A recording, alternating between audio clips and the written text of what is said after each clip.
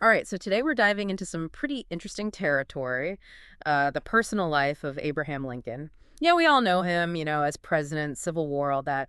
But have you ever heard about this documentary, Lover of Men? I have, yeah.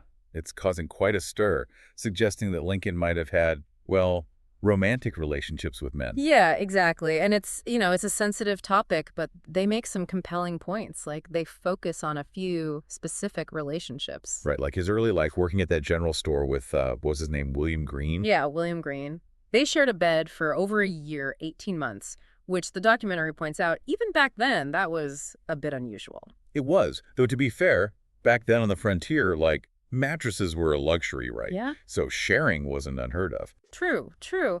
But then there's this letter Green wrote describing Lincoln's thighs were as perfect as a human being could be. Oh, yeah, that's the part that really gets people talking. That's not exactly typical roommate talk, even for the 1830s. No, it's not. So how do we, like, historically speaking, figure out if that's, more than just flowery language of the time? Well, that's the challenge, isn't it? It's like trying to decipher a code. You have to consider the social norms, what was considered acceptable to say, and to whom. So it's not as simple as just reading a letter and assuming we understand the underlying tone, right? Exactly.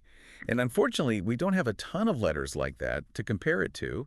So it's hard to say if that was, just how people talked back then, or if it meant something more. Okay, so we've got this Green situation, but then there's Joshua Speed.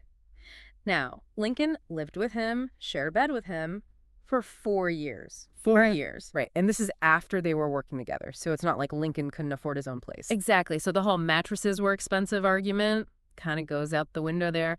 Plus, there's that quote from Speed himself, no two men were ever more intimate. Yeah, that's a pretty loaded statement, even considering that, yeah, men in the 19th century might have expressed friendship differently than we do now. So we have to be careful about projecting our own modern ideas onto the past. Exactly. But it does make you wonder, right? Like, even if it wasn't necessarily romantic in the way we might think of it today, it was clearly a deeply significant relationship for Lincoln. Absolutely. And it wasn't just those two either. The documentary also brings up David Derrickson, Lincoln's bodyguard during the Civil War. Oh, right, right. There's that diary entry where someone mentions Derrickson sleeping in Lincoln's bed. Yeah, when Mary Todd wasn't around, apparently. Yeah. And even back then, people were like, whoa, hold on a minute. It's like they're trying to show a pattern, you know? Like, this wasn't just a one-time thing with Lincoln. He was consistently close with other men throughout his life. And that's really the question, isn't it? Is it just a coincidence? Or are we seeing something more here? Are we looking at this through a 21st century lens? Or is there something genuinely more to these relationships? Right, like, is this just us imposing our own interpretations, or were these relationships outside the norms even for Lincoln's time? That's what makes this whole thing so fascinating, and honestly, kind of a puzzle. It's like, we're talking about these close male friendships, and then there's Mary Todd, Lincoln's wife. How does she fit into all of this? Yeah, the documentary brings up how when Joshua Speed moved back to Kentucky, Lincoln was really broken up about it, like really upset. Yeah, he even wrote, "I am now the most miserable man living." That's pretty intense. It is. And it kind of makes you wonder about those descriptions of Lincoln courting Mary Todd, where he seemed, well, kind of indifferent. Right, like his own stepmother said he never took much interest in the girls, so which is it? Well, it was a different time, right? Yeah. And especially for someone with political ambitions like Lincoln, marriage was almost expected. A marriage of convenience, maybe? Like maybe he felt obligated to marry for appearances? It's possible. I mean, we can't discount that completely. Especially when you consider how the documentary highlights the contrast between his letters to Speed, which are full of emotion, and his relationship with his wife. There's that whole thing about how he signed letters to Speed, yours forever, but he never said that to Mary. It's definitely a curious detail, Mm-hmm.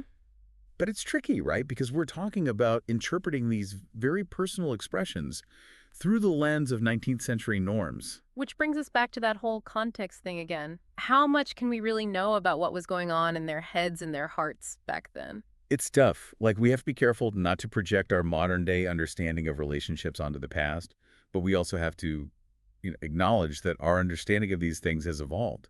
Yeah, so how do we find that balance? How do we reconcile those two things? Well, one way is to look for patterns, right? How common were these intense friendships between men back then?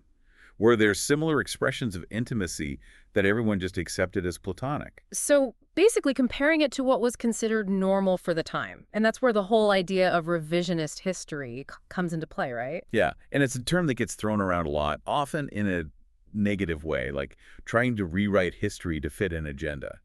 But really, it's just about asking new questions. Right. Being open to different interpretations of the past based on new evidence or just like a new way of looking at things. Exactly. And, you know, it happens all the time. Look at the whole Thomas Jefferson and Sally Hemings situation. Oh, yeah, that was huge. The DNA evidence proving he fathered children with his slave completely changed how we view him. And for a long time, that part of the story was ignored, suppressed. It's a good example of how our understanding of history is always evolving as new information comes to light. So it's not about trying to cancel Lincoln or anything like that, right? It's more about trying to understand the full picture of who he was. Yeah, and it's important to remember that there are plenty of historians who look at the same evidence and don't see anything more than just really close friendships. Right, like there's no diary entry where Lincoln's confessing his undying love for Joshua Speed or All anything. right, it's not like we have this undeniable proof. It's more about, like you said, trying to piece together these clues from a totally different time period and trying to figure out what they meant.